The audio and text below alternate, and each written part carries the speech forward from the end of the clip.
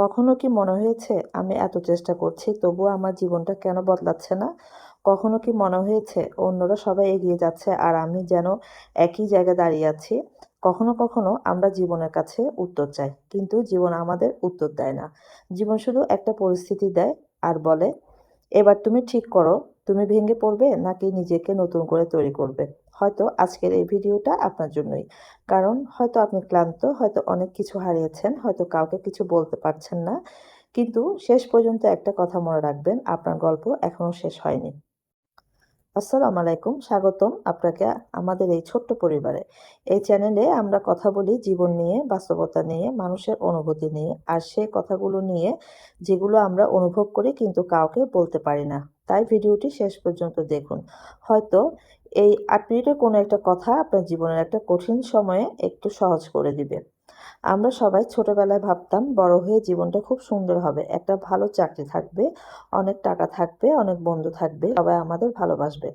কিন্তু বড় হতে আমরা বুঝতে পারি জীবন আসলে আমাদের কল্পনার মতো নয়। এখানে কিছু মানুষ আসে, কিছুদিন থাকে, তারপর চলে যায়। কিছু স্বপ্ন পূরণ হয় আর কিছু স্বপ্ন সারা জীবন স্বপ্নই থেকে যায়। কখনো আমরা জিতি, আবার কখনো এমনভাবে হেরে যাই যে মনে হয় আর পারছি না। কিন্তু জানেন, জীবনের সবচেয়ে সুন্দর ব্যাপারটা এখানেই। জীবন আপনাকে বারবার পরীক্ষা নেবে।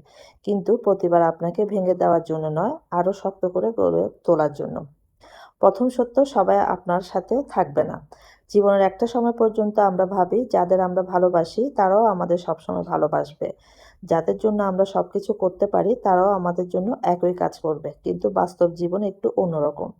আপনি যত ভালোই হন, কেউ না কেউ আপনাকে ভুল বুঝবে।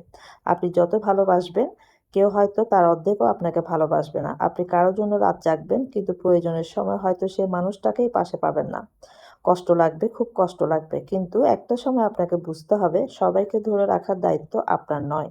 কেউ যদি আপনার জীবন থেকে চলে যেতে চায়, তাকে যেতে দিন। কারণ কিছু মানুষ আপনার জীবনে আসে থাকার জন্য নয়, আপনাকে কিছু শেখানোর জন্য। দ্বিতীয় সত্য, খারাপ সময় চিরদিন থাকে না। আজ হয়তো আপনার জীবন কঠিন, হয়তো পড়াশোনা নিয়ে চিন্তায় আছেন, হয়তো পরিবার নিয়ে সমস্যায় আছেন, হয়তো সম্পর্ক ভেঙে গেছে, হয়তো নিজের ভবিষ্যৎ নিয়ে আপনি নিশ্চিত নন। কিন্তু একটা কথা মনে রাখবেন, কোনো রাতই চিরস্থায়ী নয়।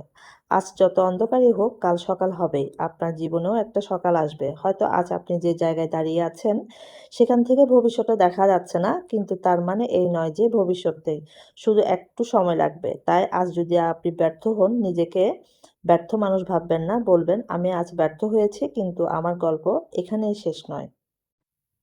তৃতীয় সত্য, নিজেকে অন্যের সাথে তুলনা করবেন না। আমাদের সবচেয়ে বড় ভুলগুলো একটি হলো আমরা নিজের চ্যাপ্টার 2 এর সাথে অন্য মানুষের চ্যাপ্টার 10 এর সাথে তুলনা করি। কেউ আপনার আগে সফল হয়েছে, কেউ আপনার আগে টাকা উপার্জন করছে, কেউ আপনার আগে নিজের স্বপ্ন পূরণ করছে। তাতে আপনার মূল্য কমে যায় না। একটা ফুল সকালে ফোটে, আরেকটা ফুল বিকালে। তাই বলে কি বিকেলে ফোটা ফুলটা কম সুন্দর?